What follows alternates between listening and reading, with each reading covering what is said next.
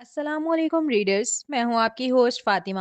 آج میں آپ کے لیے ناول شمس الحیا کی ایپیسوڈ 39 لے کر حاضر ہوئی ہوں۔ یہ سیکنڈ لاسٹ ایپیسوڈ ہے، تو چلتے ہیں قسط کی جانب۔ اس سے پہلے میری آپ سب سے ریکویسٹ ہے کہ پلیز چینل کو سبسکرائب کر لیں اور بیل آئیکن بھی پریس کر دیں۔ تو شروع کرتے ہیں۔ رنگ برنگی لائٹس کی روشنی، ارد گرد اڑتا ہوا دھواں، اسٹیج کو بیچوں بیچ کھڑے وہ دونوں پورے ہال کی نظروں کا مرکز بنے ہوئے تھے۔ ان دونوں نے لوگوں کی بھرپور تالیوں میں ایک دوسرے کو انگوٹھی پہنائی۔ انگوٹھی ایکسچینج ہونے کے بعد سب سے پہلے تبریز صاحب آئے تھے اسٹیج پر اس کے ساتھ تصویر بنوانے کے لیے۔ وہ سب کو یہی شو کرنے کی کوشش کر رہے تھے کہ باپ بیٹے میں بڑی محبت ہے۔ معظم ہو یا رافع، الشبہ ہو یا عائشہ، سبھی دیکھ سکتے تھے وہ لڑکا کس قدر مصنوعی مسکان چہرے پر سجائے ان کے ساتھ تصاویر بنوا رہا تھا۔ دادی تو جان شیر کی منگنی میں آئی تک نہیں تھی، کیونکہ ان کے نزدیک یہ اس بچے کے ساتھ زیادتی تھی۔ پہلے تو کبھی تبریز صاحب کو اس کی یاد نہ آئی۔ فیملی عمرے پہ جا رہی ہو یا ورلڈ ٹور کرنے، بنگلہ لے رہے ہوں یا ویگو، انہیں کبھی یاد نہیں آتا تھا کہ ان کا کوئی بیٹا ہے جان شیر نام کا۔ لیکن جیسے ہی وہ ان کے بزنس کو پروفٹ دینے کے لائق ہوا، انہیں اپنا باپ ہونا یاد آ گیا۔ جان شیر سے بغیر پوچھے، بغیر اس کی مرضی جانے، انہوں نے یہ منگنی ارینج کر دی تھی۔ کہاں پوری زندگی نکل گئی اس لڑکے کی، اور ایک کمرہ تک نہیں نکل سکا تبریز صاحب کے گھر میں اس کے لیے۔ اور کہاں آج وہ بارہا اسے کہہ رہے تھے کہ جلد از جلد اپنا سامان لے کر ان کے گھر میں شفٹ ہو جائے، چونکہ نئی دلہن وہ اپنے گھر میں ہی لائیں گے۔ اور کیوں کرنا لاتے؟ اتنے امیر کبیر بزنس مین کی بیٹی، سیاسی خاندان سے تعلق رکھنے والی، ان کے بزنس کو مزید بلندیوں پر پہنچانے والی لڑکی کو وہ یہ تھوڑی دکھا سکتے تھے کہ یہ لڑکا ان کے لیے اہمیت ہی نہیں رکھتا۔ اسے تو وہ دادی کے گھر پھینک کر رکھتے ہیں بچپن سے۔ الشبہ، الشبہ، وہ اسے اپنی جانب آتا دیکھ چکی تھی، اس کے باوجود مڑ کر چل دی۔ الشبہ، بات تو سنو۔ چاہتا تو ہاتھ پکڑ لیتا، مگر اب اسے بغیر اس کی اجازت کے ٹچ نہیں کرنا چاہتا تھا، اس لیے اس کا دوپٹہ پکڑ کر روکا۔ کیا کام ہے؟ وہ جیسے ہی آگے بڑھی اسے اپنا دوپٹہ کسی کی گرفت میں محسوس ہوا، جس پر نہ چاہتے ہوئے بھی وہ مڑنے پر مجبور ہوئی تھی۔ نہایت بیزاریت کے ساتھ استفسار کیا تھا اس نے، لیکن رافع صرف اس کا لہجہ نہیں دیکھ رہا تھا، اس کی آنکھیں بھی پڑھ رہا تھا، جن میں بلا کی نفرت جھلک رہی تھی۔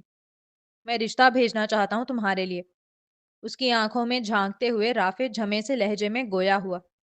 مگر مجھے تمہارے رشتے میں کوئی انٹرسٹ نہیں، اب دوپٹہ چھوڑو میرا، وہ اس پارٹ سے لہجے میں جواب دے ہوئی، ساتھ ہی جھٹکے سے اپنا دوپٹہ بھی اس کے ہاتھ سے آزاد کیا تھا۔ اتنے سال ہو گئے ہیں، اب تو مجھے معاف کر دو۔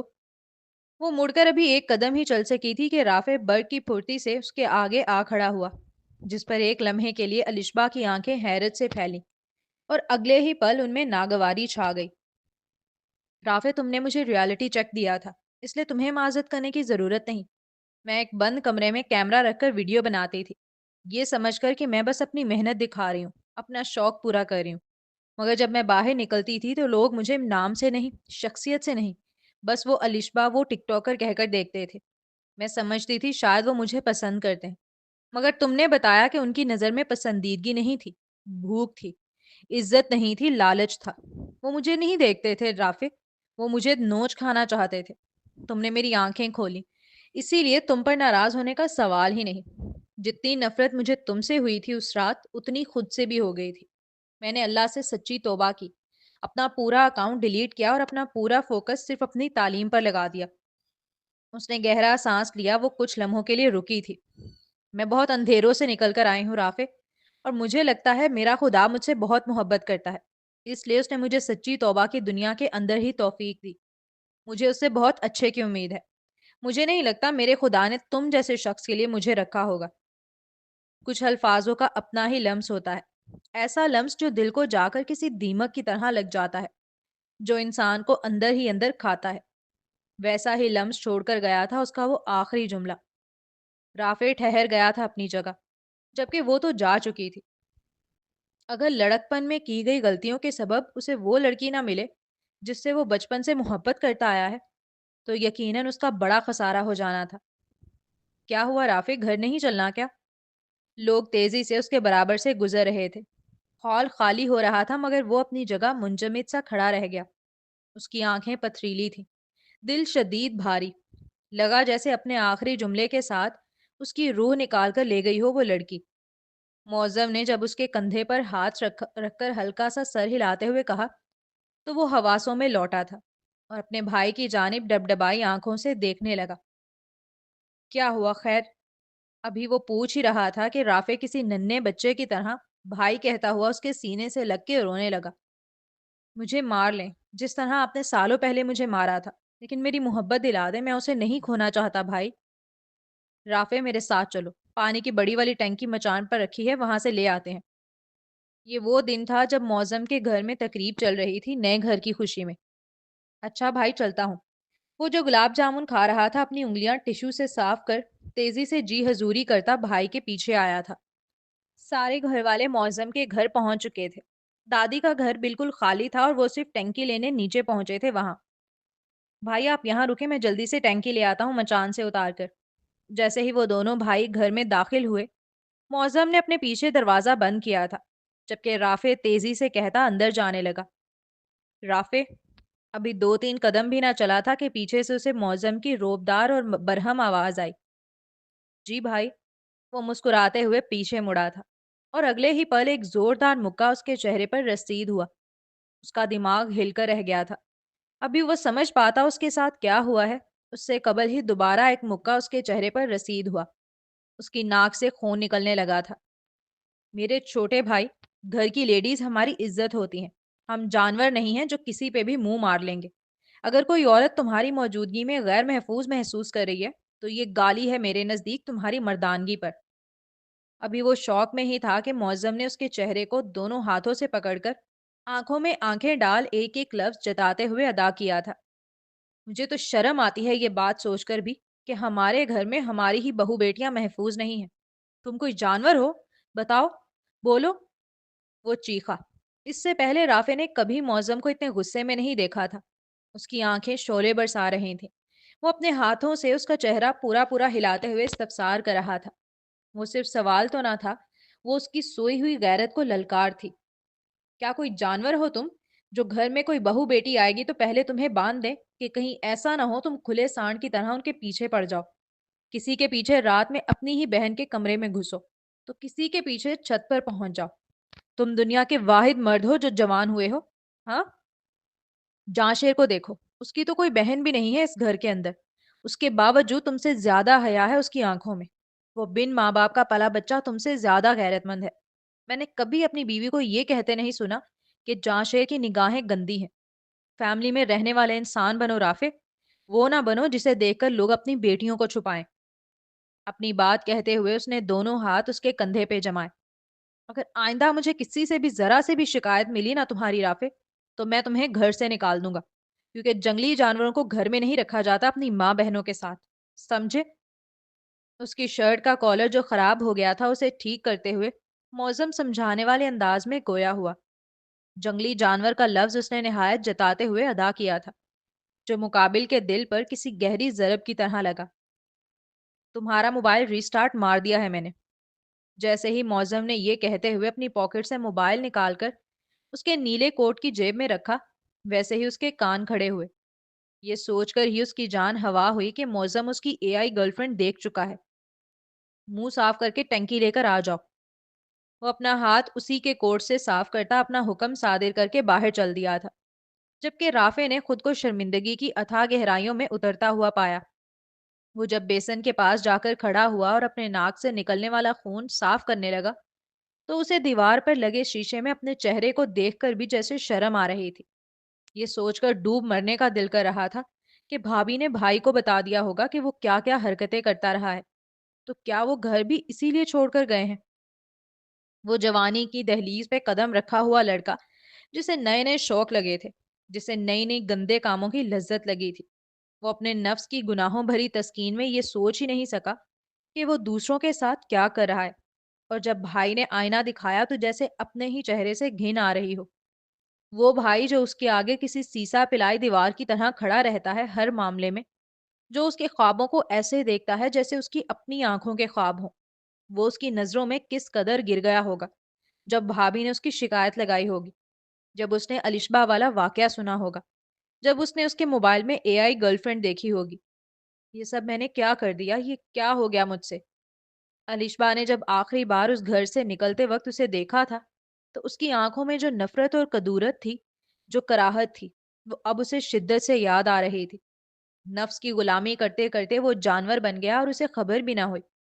वो अब बार बार अपने चेहरे पर पानी मार रहा था, अपने हाथ धो रहा था, उन गुनाहों को धोना चाहता था जो उसने सरजद किए, उन आंखों को साफ करना चाहता था जो दूसरों को अब साफ गलाजत भरी नजर आने लगी हैं, मगर वो नहीं कर पा रहा था।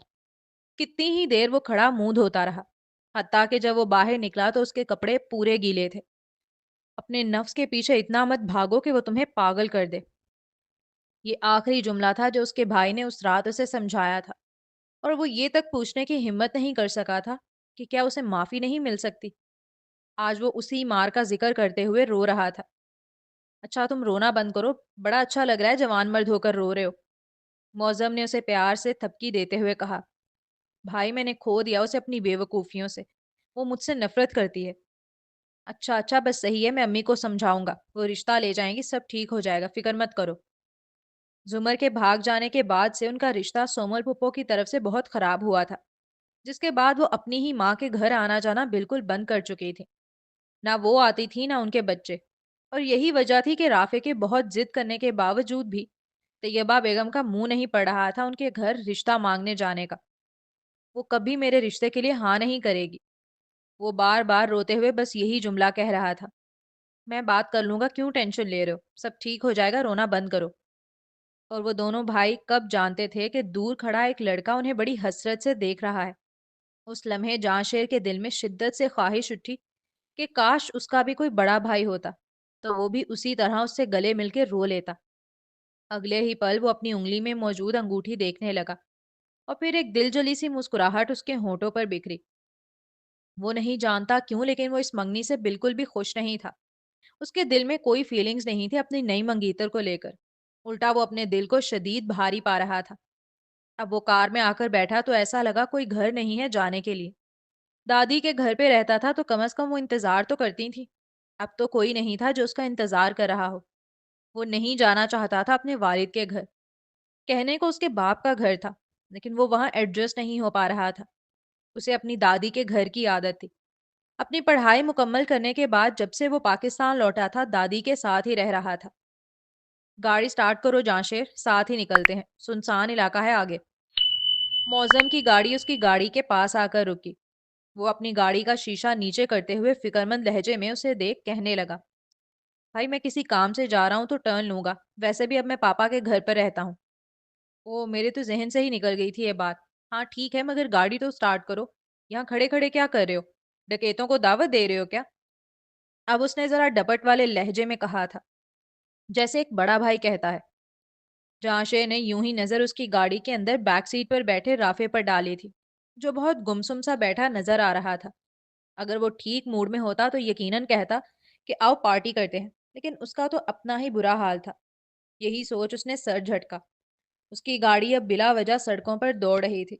समझ ही नहीं आ रहा था कहाँ जाए, किससे बात करे, क्या तकलीफ है, क्यों दिल भारी है, क्या है जो नहीं मिल रहा, जिसकी तकलीफ उससे बर्दाश्त नहीं हो रही।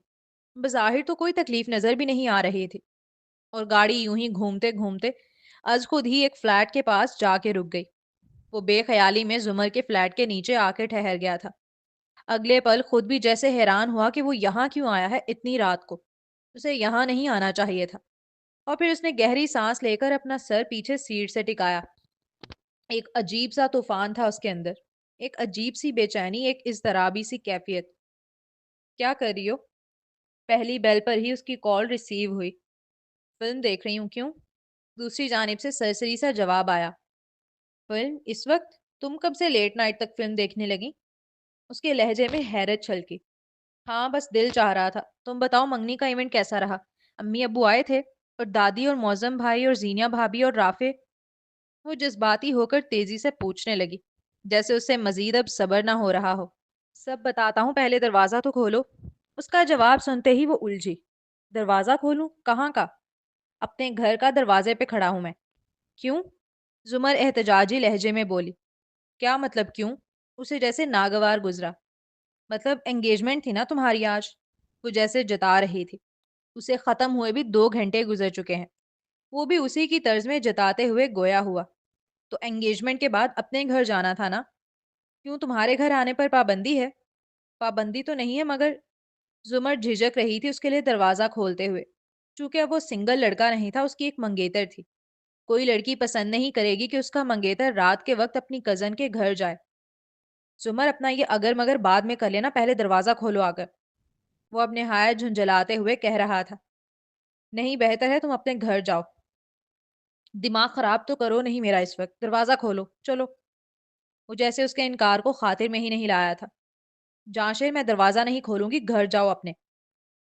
زمر کو اب شدت سے احساس ہو رہا تھا کہ اسے اپنے اور جانشیر کے درمیان ایک باؤنڈری سیٹ کرنے کی سخت ضرورت ہے۔ کیا تم میرے ساتھ مذاق کر رہی ہو اس وقت؟ میں کہہ رہا ہوں دروازہ کھولو۔ تمہاری منگنی ہو گئی ہے، تمہیں سمجھ کیوں نہیں آ رہا؟ اس طرح تم رات میں میرے گھر میں نہیں آ سکتے۔ وہ سمجھانے کی صحیح کر رہی تھی۔ تو کیا ہو گیا، میری منگنی ہو گئی ہے تو؟ تم کل بھی میری کزن تھی، تم آج بھی میری کزن ہو۔ سچ بتاؤ، کوئی اندر ہے کیا جسے چھپا رہی ہو تم مجھ سے؟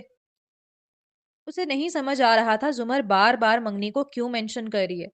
کیا ہو گیا اگر اس کی منگنی ہو گئی تو؟ وہ دونوں تو کزن ہے نا، وہ کیوں نہیں آ سکتا اس کے گھر میں جیسے پہلے آ رہا ہے؟ آخری سوال اس نے نہایت مشکوک لہجے میں کیا تھا۔ کیا بکواس کر رہے ہو؟ میں کسے چھپاؤں گی اپنے گھر میں؟ وہ سیدھی ہو کر بیٹھتے جذبز ہو کر پوچھ رہی تھی۔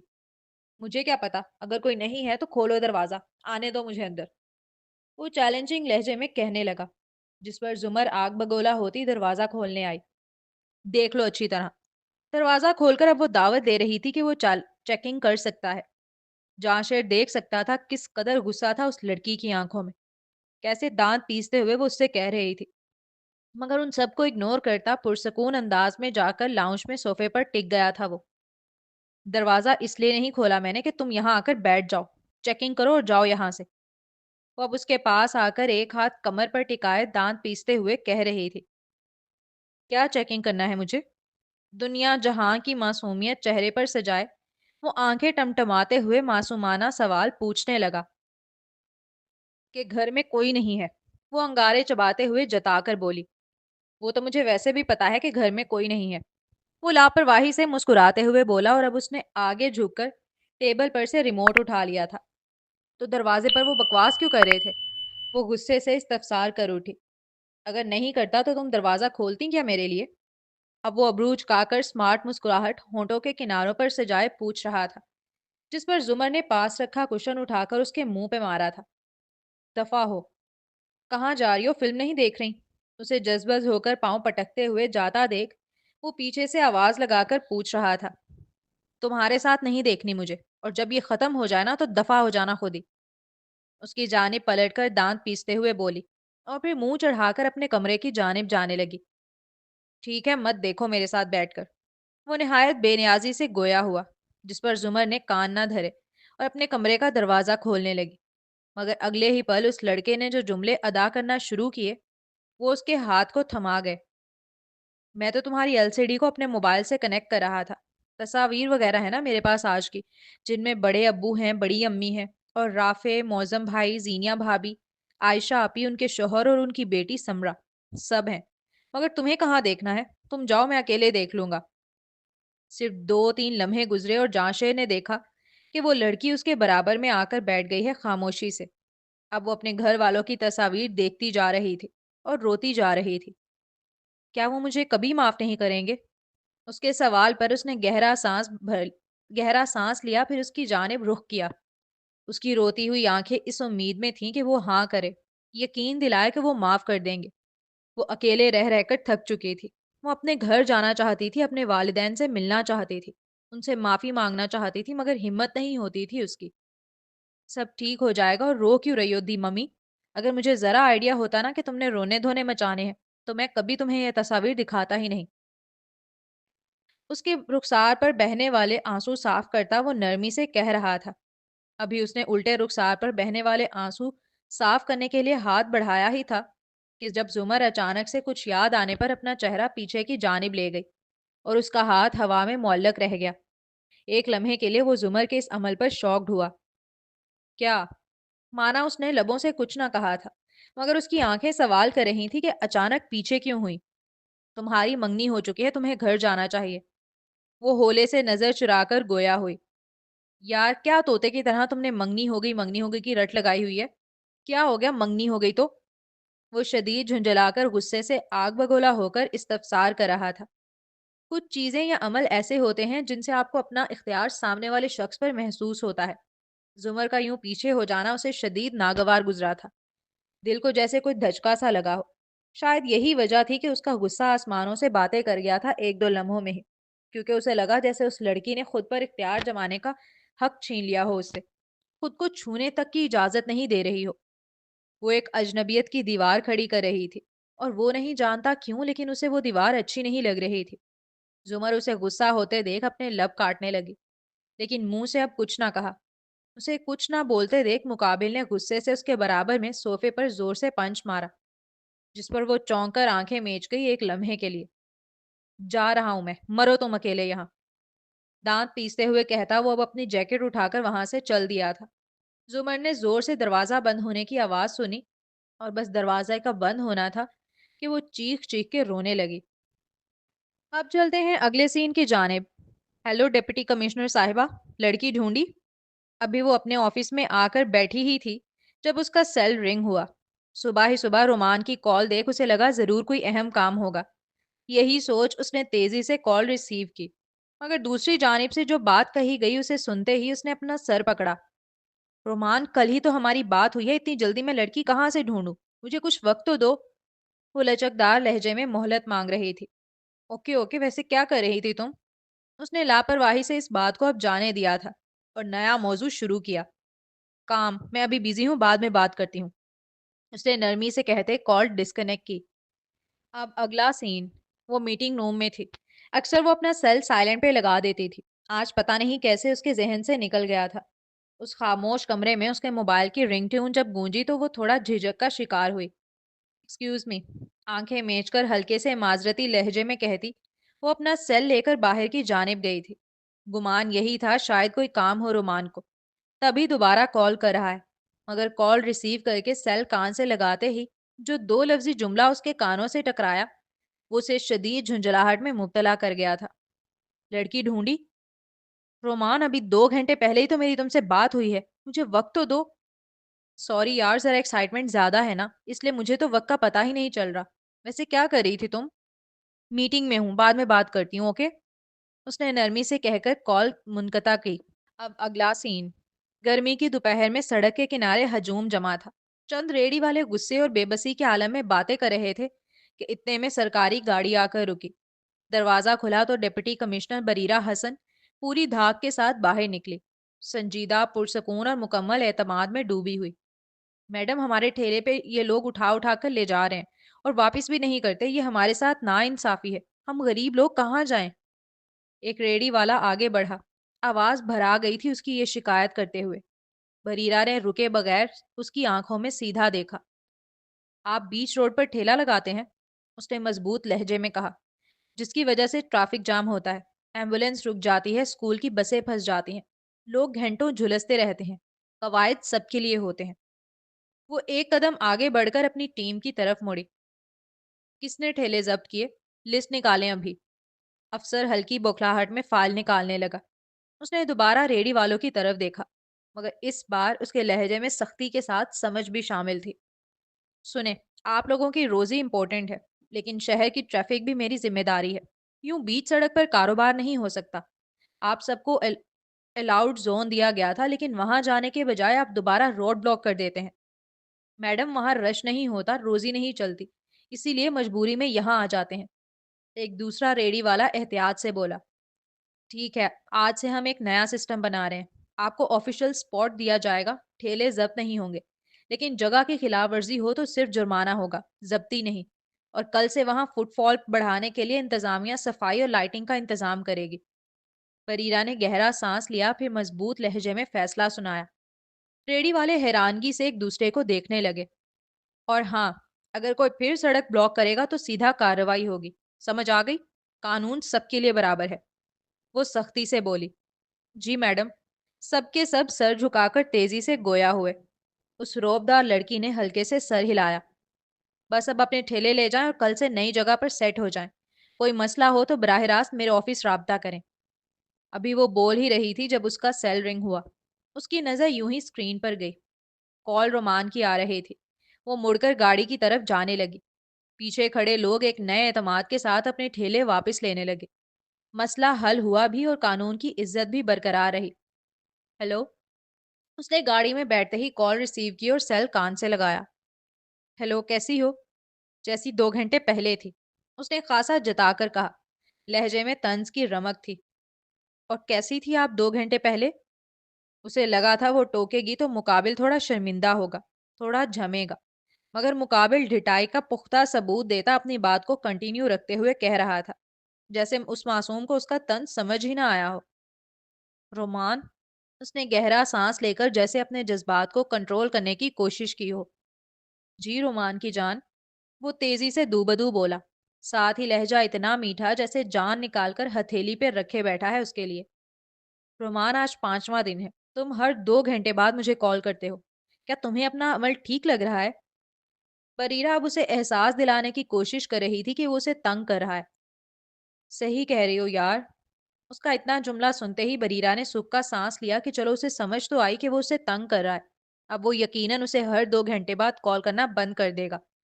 ابھی وہ یہی سوچ رہی تھی کہ مقابل نے کہا، 2 گھنٹوں میں تو کیا کچھ نہیں ہو جاتا انسان کی زندگی میں، مجھے ہر 1 گھنٹے بعد کال کرنی چاہیے۔ صحیح کہہ رہی ہو، میں اب ہر 1 گھنٹے بعد کال کروں گا، تم فکر مت کرو۔ ہاں؟ اس کی بات سنتے ہی بریرہ نے اپنے سر پہ زور سے دھپ ماری۔ یہ شخص ہمیشہ اپنے مطلب کی بات ہی کیوں سمجھتا ہے؟ رومان، زیادہ سمارٹ مت بنو تم، اب وہ دانت پیستے ہوئے کہہ رہی تھی۔ سمارٹ کی بات ہی نہیں ہے یار، بور ہو رہا ہوں میں۔ بیوی ہوتی تو اسے چھیڑ لیتا، اب نہیں ہے تو تم سے ہی بات کروں گا نا۔ ایک لڑکی تو ڈھونڈ کے نہیں دی جا رہی ڈی سی میڈم سے، اور مجھے باتیں سنا رہی ہو۔ وہ بگڑا تو بریرہ اپنی پیشانی مسلنے لگی۔ اچھا، میں ابھی ذرا بزی ہوں، تمہیں بعد میں کال کرتی ہوں۔ اچھے سے جانتی تھی وہ کنورسیشن اس سے جیت نہیں سکتی، اس لیے راہ فرار اختیار کرنے کو ہی غنیمت جانا۔ اور سچ تھا بھی یہی کہ وہ بہت بزی تھی، اسے واقعی مشکل پیش آ رہی تھی رومان کے یوں ہر 2 گھنٹے بعد کال کرنے پر۔ رات میں کرتا تو ٹھیک ہے، لیکن جو ورکنگ آورز میں کر رہا تھا اس کی وجہ سے وہ ڈسٹرب ہو رہی تھی۔ یہ تو رومان تھا جو وہ اتنا جھم رہی تھی، ورنہ کوئی اور ہوتا تو اب تک اس کا نمبر بلاک لسٹ میں جا چکا ہوتا۔ تم فری ہوتی کب ہو؟ رات میں بھی کال کرتا ہوں تو؟ وہ بریرہ کی نقل اتارتے ہوئے میٹھی سی آواز نکال کر، رومان میں ذرا کام کر رہی ہوں۔ مانا وہ اسے دیکھ نہیں رہی تھی لیکن امیجن کر سکتی تھی وہ کس طرح بالوں کو کان کے پیچھے کر کے ایک ادا کے ساتھ اس کی نقل اتار رہا ہوگا۔ مطلب یار تمہارے پاس اپنے واحد دوست کے لیے وقت نہیں ہے؟ اب وہ نہایت جھنجھلا کر شکوا کر رہا تھا۔ اچھا، میں ویکینڈ پر ٹائم نکالتی ہوں، بریرہ خاصا جھمے جھمے اسے لہجے میں بولی۔ یہ ویکینڈ پر تو بورنگ رشتے دار ملتے ہیں، دوستوں کا کوئی ٹائم نہیں ہوتا میری جان۔ چلو اب اترو گاڑی سے۔ اس نے تو نوٹ ہی نہیں کیا تھا کہ وہ جب سے گاڑی میں بیٹھی تھی ایک ہیوی بائک مسلسل اس کے ساتھ چل رہی تھی۔ جیسے ہی رومان نے کہا کہ اترو گاڑی سے، اس نے فوری حیرت سے کھڑکی کی جانب دیکھا۔ بلیک اور وائٹ کلر کی مہنگی ہیوی سپورٹس بائک، جس کا انجن دور سے ہی گرج کر وجود کا احساس دلاتا تھا، اس پر بیٹھا وہ لڑکا جس نے میٹ بلیک ہیلمٹ پہنا ہوا تھا۔ وہ اپنی 2 انگلیوں سے شرارتی انداز میں اسے سیلیوٹ مار رہا تھا۔ چمکتے کرون، چوڑی باڈی، سپورٹی کٹس اور اونچی پسٹن آواز والی وہ بائک، اور وہ خود اس پر بیٹھا ہوا مزید خوبصورت لگ رہا تھا، جیسے بائک اس کی شخصیت کی شان بڑھا رہی ہو۔ اس نے اشارہ دیا گاڑی رکوانے کا، مگر وہ لڑکی تو صرف اسے دیکھی چلی جا رہی تھی۔ اور کیوں کرنا دیکھتی؟ وہ اسے اس کے مرحوم شوہر کی یاد جو دلا رہا تھا آج۔ آنکھوں میں نمی اتر آئی تھی اس کے۔ وہ ایک بار جب تابش کی یونیورسٹی سے نکل کر آئی تھی تو تابش بھی اسی طرح موبائل پر اس سے بات کرتے ہوئے اس کے رکشے کے ساتھ یوں ہی اپنی بائک چلاتا رہا تھا، جیسے رومان چلا رہا تھا اس وقت۔ لگا جیسے وقت دہرا رہا ہو خود کو۔ بارہا اشارے کے باوجود گاڑی نہ روکنے پر رومان کی بے چینی اس کے صبر کو چیرتی گئی۔ اس نے ایک تیز سا سانس کھینچا، پھر اپنی بائک کا ہینڈل گھمایا اور اگلے ہی لمحے ایک جھٹکے سے رفتار بڑھا دی۔ ہیوی بائک کی گرجتی آواز سڑک پر گونجتی گئی۔ جب وہ اسے کراس کرتا ہوا بالکل گاڑی کے عین سامنے آ کر رک گیا، اس نے بائک کو اس طرح اس کے راستے میں کھڑا کیا کہ گاڑی 1 انچ بھی آگے نہ بڑھ سکے۔ ہیلمٹ اتارے بغیر وہ پورے قد سے بائک کے ساتھ کھڑا ہو گیا، جیسے واضح اعلان ہو کہ اب تمہیں رکنا ہی پڑے گا۔ اگلے ہی سیکنڈ ڈی سی کی گاڑی کے ساتھ بیٹھے گن مین کا دروازہ دھڑ سے کھلا۔ Section 4 possible threat stay back. दो गनमैन फौरन बाहर निकल आए। एक ने रोमान पर नजर जमा ली, दूसरे ने हिफाजती पोजीशन ले ली। ड्राइवर घबराकर बार बार रेयर वे में उसे देख रहा था। रोमान ने दोनों हाथ थोड़े ऊपर कर लिए। ओए आराम से, मैं गोली खाने नहीं आया। लेकिन सिक्योरिटी की आंखें ना हिली ना जुबान। गाड़ी के पिछले दरवाजे के हैंडल पर उसके नाजुक हाथ का दबाव पड़ा। अगले ही पल डिप्टी कमिश्नर बरीरा हसन तेजी से बाहर निकली। उसकी आंखों में हैरत, गुस्सा और एक लम्हे की बेचैनी साफ झलक रही थी। रुको, हथियार नीचे करो, ये मेरा बंदा है। उसकी आवाज इतनी मजबूत थी कि सिक्योरिटी फौरन जमकर रह गई। गनमैन ने एक लम्हा रोमान को सरता पांव बगौर देखा, फिर हुक्म मानते हुए पीछे हट गया। बरीरा ने सख्त नजरों से उसे घूरा। तुम्हें अकल नहीं है? डिप्टी कमिश्नर की गाड़ी रोकना मजाक है? सिक्योरिटी गोली मार सकती थी। अब उसने डपट भरे लहजे में कहा। उसका चेहरा सुर्ख हो रहा था। जवाबन मुकाबिल ने कंधे उचकाए। इशारा किया था मैंने, फिर भी तुम नहीं रुकी, तो मैं रुकवाने आ गया। उसके लहजे में जिद थी और बला की लापरवाही। रोमान, कभी कभी तुम हद पार कर देते हो। बरीरा ने गहरी सांस ली, हाथ माथे पर रखा, फिर दांत पीसते हुए उसकी जानिब देख गोया हुई। वो जरा सा झुककर उसके करीब आया। और कभी कभी तुम रुकने की हद भूल जाती हो। बैकग्राउंड में सिक्योरिटी अब भी मोहताज खड़ी थी, लेकिन दोनों के दरमियान सिर्फ खामोश धड़कनें चल रही थी। वो दोनों ही आंखों में एक दूसरे को अपना गुस्सा दिखा रहे थे। पीछे बैठो। वो कोई गुजारिश नहीं थी, बल्कि एक अथॉरिटी के साथ कहा गया जुमला था। बरीरा ने एक बार उस हेलमेट वाले नौजवान को देखा और फिर पीछे पलटकर बाकी सबको। आप लोग जाएं, उसने नरमी से हुक्म सादिर किया। सब उसे अचंभे से देख रहे थे, मगर कुछ कहने की जुर्रत ना थी। उन सबके सामने ही वो रोमान के पीछे बाइक पर बैठी, और सिर्फ कुछ मिनटों में उस लड़के की बाइक धुआं उड़ाती हुई वहां से जा रही थी। पकड़ के बैठो वरना गिर जाओगी। वो सीट के नीचे के हिस्से को पकड़े हुए थी दोनों हाथों से, जब रोमान ने हल्की सी गर्दन उसकी जानिब मोड़ते हुए कहा, नहीं ऐसे ही ठीक है, बल्कि तुम बाइक रोको और मुझे बताओ काम क्या था तुम्हें मुझसे, जिसके लिए तुम इतना बेसब्रे हो रहे थे। वो अभी भी गुस्से में मालूम हो रही थी। जरूरी है, काम होगा तभी तुम्हारे पास आऊंगा। हम दोस्त हैं, भूल गई हो क्या? अब चुपचाप पकड़ो मुझे। अपनी बात कहते हुए उसने बरीरा का हाथ खुद से पकड़कर अपने पेट पर बांधा। क्या कर रही हो डीसी साहिबा, डिसबैलेंस हो जाएगी बाइक, दोनों गिर जाएंगे रोड पर। वो हाथ हटाना चाहती थी, मगर मुकाबिल हटाने कहाँ दे रहा था। दोनों की इस लड़ाई में बाइक डिसबैलेंस हो रही थी, जिसके सबब रोमान तेजी से चीखा, तो तुम छोड़ दो ना, क्यों इतने जिद्दी बने हुए हो? अगर बाइक डिसबैलेंस हो रही है तो छोड़ दे उसका हाथ, मगर नहीं, जिद्दी बना हुआ है बच्चों की तरह।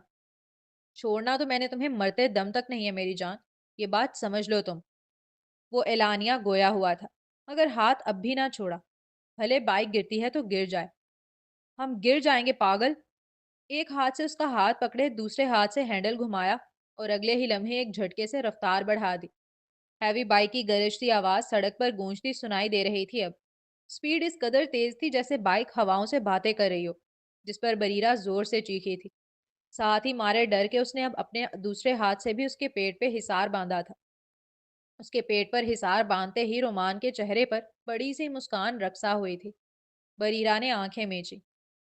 तुम गिरने का खौफ छोड़ो और इस आजादी को महसूस करो, इन ठंडी हवाओं को। क्या तुम्हें ऐसा नहीं लग रहा तुम हवाओं में उड़ रही हो? वो मुसलसल कुछ कह रहा था, लेकिन वो नहीं सुन पा रही थी। उसका दिल मारे खौफ के जोर जोर से धक धक कर रहा था। ऐसा लग रहा था जैसे बाहर निकल आएगा। और अचानक इस खौफ के आलम में उसकी बंद आंखों में वो लम्हा घूमने लगा, जब वो ताबिश के साथ बाइक पर बैठकर अपना लास्ट पेपर देने गई थी। उस दिन ताबिश ने भी इसी तरह बाइक चलाई थी। एक लम्हे के लिए लगा जैसे उस वक्त को दोबारा जी रही हो। ताबिश, रोमान ने उसे भराई आवाज में कहते सुना, और फिर उसने महसूस किया कि उस लड़की ने अपना सर उसके कंधे पे रखा हो। वो मुझे छोड़ के चला गया रोमान, वो मुझे छोड़ के चला गया। वो रोते हुए कह रही थी। कुछ चीजें हमारे इख्तियार में नहीं होती, उन पर हमें सब्र करना ही पड़ता है। और मुझे नहीं लगता ताबिश कभी भी चाहता कि तुम उसके गम में जीना ही छोड़ दो। क्या तुमने नहीं सुना कि जब कोई नया मुर्दा कब्रिस्तान पहुंचता है, तो बाकी पुराने मुर्दे उससे अपने घर वालों का हाल अहवाल पूछते हैं? उसे पहुंचती होंगी तुम्हारी सारी खबरें। वो क्या सुनता होगा कि तुम हंसती नहीं हो, बोलती नहीं हो, खाती नहीं हो। तुम्हें लगता है वो ये सब सुनकर खुश होता होगा? उसे तस्कीन मिलती होगी? नहीं, बिल्कुल भी नहीं। बल्कि वो तो तकलीफ में आ जाता होगा शायद, कि उसे क्यों तकलीफ पहुंचा रही हो बरीरा। تم اس وقت نہ صرف اپنے بلکہ ہر اس شخص کے ساتھ جاتی کر رہی ہو جو تم سے محبت کرتا ہے۔ زندگی کی جانب واپس آؤ بریرہ، مرنے والوں کے ساتھ مرا نہیں جاتا۔ تابش کبھی نہیں چاہتا کہ تم ایک ایسی زندگی جیو جس میں تمہاری خود کی روح شامل نہ ہو۔ وہ تمہارے ڈی سی بننے کا خواب اس لیے نہیں دیکھتا تھا کہ اسے ڈپٹی کمشنر جیسی ہائی پروفائل بیوی چاہیے تھی، اس لیے دیکھتا تھا کیونکہ تم نے اسے بتایا تھا کہ یہ تمہارا خواب ہے۔ تمہاری آنکھیں چمکتی تھیں اس خواب کو بتاتے ہوئے۔ تم سمجھتی ہو اس بات کا مطلب؟ ان شارٹ وہ تمہیں خوش دیکھنا چاہتا تھا۔ وہ اسے بہت پیار سے سمجھا رہا تھا، بائک اپنی رفتار برقرار رکھے ہوئے تھی، مگر اس لڑکی نے پھر ایک لفظ احتجاج بھی نہ کہا۔ وہ کتنی دیر روتی رہی کوئی اندازہ نہیں، مگر رومان نے بائک نہیں روکی، پیچھے مڑ کر اسے نہیں دیکھا، اسے دل بھر کر رو لینے دیا آج۔ وہ دونوں ہاتھ سے بائک چلا رہا تھا۔ آہستہ آہستہ اس نے محسوس کیا کہ بریرہ کا اس کے پیٹ کے گرد ہاتھوں سے باندھا ہوا حصار اب ڈھیلا پڑ رہا ہے۔ بریرہ، اس نے ہولے سے آواز دی۔ سو گئی؟ وہ ہنسا تھا، ساتھ ہی بائک بھی اب آہستہ کر لی تھی۔ اب وہ الٹے ہاتھ سے اس کے دونوں ہاتھ جو وہ پیٹ پر باندھے ہوئے تھی انہیں پکڑ کر سیدھے ہاتھ سے بائک چلا رہا تھا۔ اس کا کوئی ارادہ نہیں تھا اسے اٹھانے کا، کوئی ارادہ نہیں تھا اپنی بائک روکنے کا۔ وہ پرسکون انداز میں اب انجان سڑکوں پر بائک چلا رہا تھا۔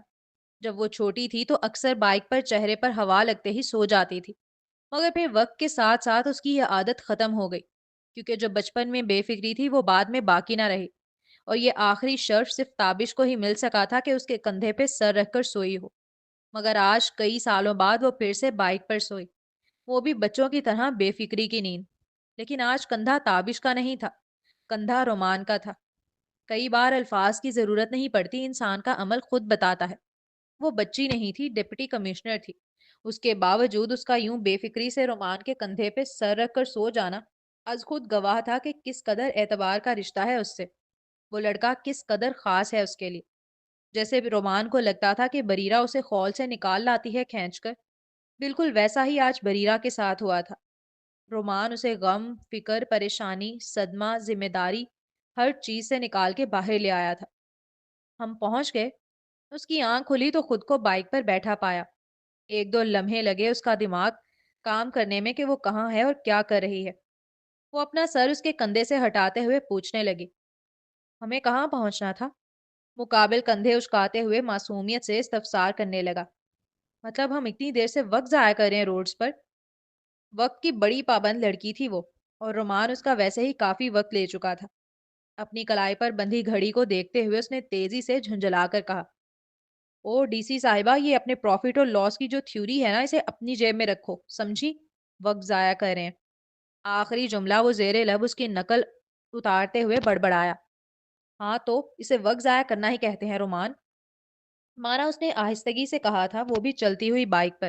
مگر اس کے باوجود بریرہ کے کانوں تک اس کا جملہ رسائی حاصل کر گیا تھا، اس لیے وہ اس کے کندھے پر دھپ مارتے ہوئے اپنے جملے پر ڈٹ کر بولی، وقت ضائع کرنا ریئلی؟ تمہیں یہ خوبصورت منظر، یہ چلتی ہوئی ہوا، ہمارا ساتھ ہونا کچھ فیل نہیں ہو رہا؟ کیا تم زندگی جینا بھی بھول گئی ہو بریرہ؟ اس کا وہ آخری سوال جیسے کسی چوٹ کی طرح بریرہ کے دماغ کو جا کر کلک کیا تھا۔ وہ خاموش ہو گئی تھی بالکل۔ اب چلتے ہیں اگلے سین کی جانب۔ لڑکی ڈھونڈی؟ ابھی اس کی آنکھ کھلی ہی تھی کہ اس کے تکیے کے برابر میں رکھا سیل رنگ ہونے لگا۔ وہ سیل کی سکرین دیکھے بغیر بھی جانتی تھی کہ کس کی کال ہوگی اس وقت۔ بغیر اسے انتظار کروائے اس نے کال پک کی اور سیل کان سے لگایا۔ بس کال ریسیو ہونے کی دیر تھی، دوسری جانب سے تیزی سے استفسار کیا گیا، کل لیٹ نائٹ تک تو تم مجھے اپنے ساتھ روڈز پر آوارہ گردی کراتے رہے ہو، صبح ہوتے ہی اب تمہاری کال آ گئی، اس دوران مجھے وقت کہاں سے ملے گا کوئی لڑکی ڈھونڈنے کا؟ وہ جیسے بگڑ کر بولی، اچھا اچھا، اتنا پینک کیوں ہو رہی ہو؟ مقابل لاپرواہی سے گویا ہوا، میں پینک ہو رہی ہوں یا تم بے صبرے؟ وہ دو بدو پلٹ سوال میں بولی، دونوں۔ دوسری جانب سے ہنستے ہوئے جواب آیا۔ اسے یوں ہنستے سن بریرہ نے ضبط سے اپنی مٹھیاں بھینچی، پھر ایک گہرا سانس لیا جیسے خود کو ریلیکس کرنے کی کوشش کی ہو۔ رومان، کوئی کام نہیں ہے تمہارے پاس؟ جب دیکھو مجھے تنگ کرتے رہتے ہو۔ اب وہ نہایت جھنجھلا کر پوچھ رہی تھی۔ کہاں وہ روبوٹ کی طرح کام کرنے والی لڑکی اور کہاں وہ اس میں احساسات اور جذبات کی ایک نئی دنیا آباد کر رہا تھا؟ یہی سوال، بالکل یہی سوال میں کئی سالوں سے پوچھنا چاہتا ہوں تم سے۔ کوئی کام نہیں ہے تمہارے پاس؟ کیا؟ بریرہ الجھی۔ جب دیکھو مجھے تنگ کرتی رہتی ہو۔ میں؟ जी मैडम, आप पहले तो चलो सिर्फ ख्वाबों तक महदूद था मामला, मगर अब तो तुम गाड़ी में भी आ जाती हो, क्लब में आ जाती हो, प्राइवेट पार्टीज में आ जाती हो, मेरे कमरे में आ जाती हो, हत्ता के मेरे बेड तक पर। कोई काम धंधा नहीं है तुम्हारे पास? वो खासा झुंझलाकर कह रहा था आखिरी जुमला। क्या बकवास कर रहे हो? तुम्हें जो बात बकवास लग रही है ना, वो मेरी जिंदगी की हकीकत है बरीरा हसन। रोमान निहायत संजीदगी से गोया हुआ। कुछ भी मत बोलो, मैं कैसे आ सकती हूँ? उस लड़की के लहजे में अभी भी ना समझी थी। तुम गई कब हो? दूबदू गंभीर लहजे में इस्तफसार किया। वो सवाल नहीं था, वो तो जता रहा था कि तुम कभी मेरी जिंदगी से गई ही नहीं हो बरीरा हसन। क्योंकि आने का सवाल तब उठता है जब कोई बंदा जाए। जो गया ही नहीं उसके बारे में क्या कहिए? तुम्हें शायद अंदाजा भी नहीं। तुम वो भला हो जो पूरे 24 घंटे मेरे जहन के किसी ना किसी कोने में बैठी रहती है। मैं आंख खोलता हूँ तो सबसे पहले तुम्हारा चेहरा उभरता है। मैं निवाला उठाता हूँ तो यूं लगता है जैसे तुम मेरे बराबर में बैठी मुस्कुराते हुए मुझे देख रही हो। मैं शूट में मसरूफ हूं तो हजूम और रोशनियों के बीच बस तुम ही तुम दिखाई देती हो। महफिलों में, लोगों के शोर में, लड़कियों की भीड़ में तुम हमेशा सबसे अलग, सबसे नुमाया नजर आती हो। रात को जब थकन से आंखें बंद करता हूँ तो तुम खामोशी से मेरे बेड के दूसरे किनारे पर लेटी होती हो, जैसे तुम कभी गई ही ना हो। मैं थक गया हूँ खुद से, तुमसे, किस्मत से, सबसे, ये कहते कहते कि खुदारा निकल जाओ मेरे दिमाग से। मगर तुम हो के जाते ही नहीं। एक जिद्दी ख्याल की तरह, एक लगी हुई लत की तरह, एक ना मुकने वाली सजा की तरह तुम मेरे अंदर रहती हो।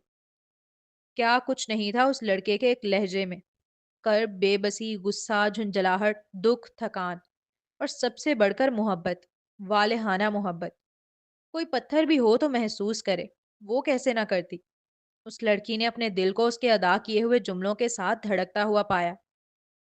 हेलो, हेलो, कॉल क्यों कट कर दिया अचानक?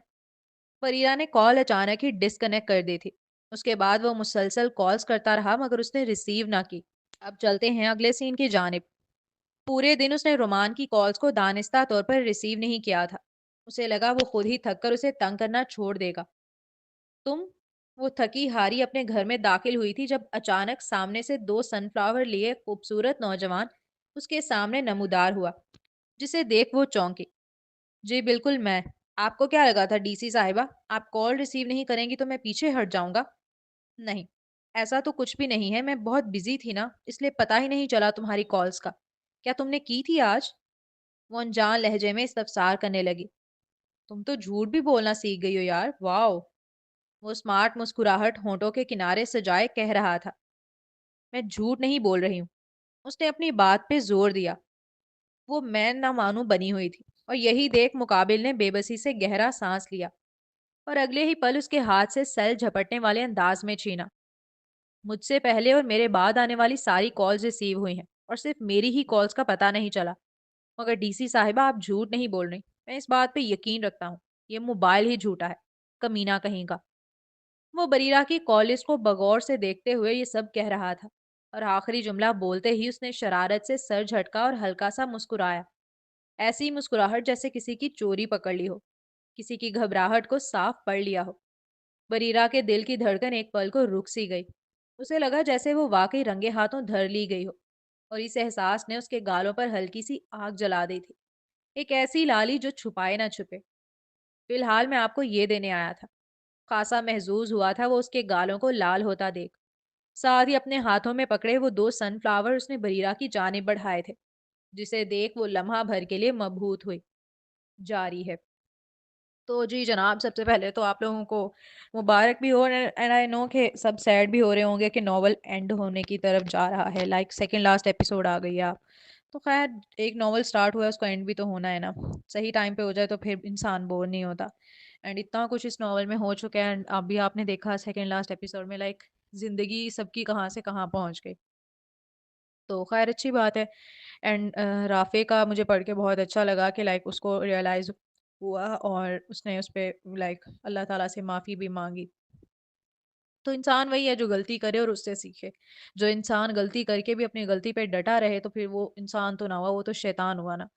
तो ख़ैर अच्छा लगा मुझे इस पे, और अलिशबा का मुझे बहुत अच्छा लगा, लाइक उसने खुद को किस तरह से कहाँ उठा के लाई वो अपने اپنے آپ کو کہ ایک انسان ہوتا ہے نا، انسان کو اٹینشن، پیار اور وہ چمک دمک دنیا کی بہت اچھی لگتی ہے، اس کو چھوڑنا بہت مشکل ہے، آج بھی بہت سارے لوگ اس چیز میں ڈوبے ہوئے ہیں۔ تو لیکن بہترین وہی ہے جو پھر اس سے نکل کے اللہ تعالیٰ کے لیے کچھ کرے یا اپنے اپنے آگے کے لیے کچھ کرے۔ تو اللہ تعالیٰ ہم سب کو ہدایت ہے، مجھے بہت اچھا وہ پوائنٹ لگا تھا۔ اینڈ پھر اس کے بعد جی بریرہ اور رومان کتنا کیوٹ ہو گیا رومان، لائک مطلب یہ مجھے پچھلے ایپیسوڈ سے بہت زیادہ ہی اچھا لگ رہا ہے۔ پورے ناول میں تو تھے ایک دوسرے کو تنگ کرتے ہوتے تھے، لیکن اب اس پوائنٹ پہ آ کے تو بہت ہی مزے کا ہوا ہے۔ تو خیر سیکنڈ لاسٹ ہے، دیکھتے ہیں اب لاسٹ میں ہمارے لیے کیا رکھا ہے رائٹر نے۔ تو آپ لوگ بھی ضرور اپنے ویوز دیں، ٹھیک ہے؟ اسٹوری کو جس طرح سے میں ڈسکس کرتی ہوں اسی طرح کیا کریں، جو آپ کو اچھا لگتا ہے نہیں لگتا۔ چینل کو ضرور سبسکرائب کر لیا کریں، بیل آئکن بھی پریس کر دیں اور ویڈیوز کو ضرور شیئر کیا کریں۔ تھینک یو سو مچ، ملتے ہیں نیکسٹ ایپیسوڈ میں، تب تک کے لیے اللہ حافظ۔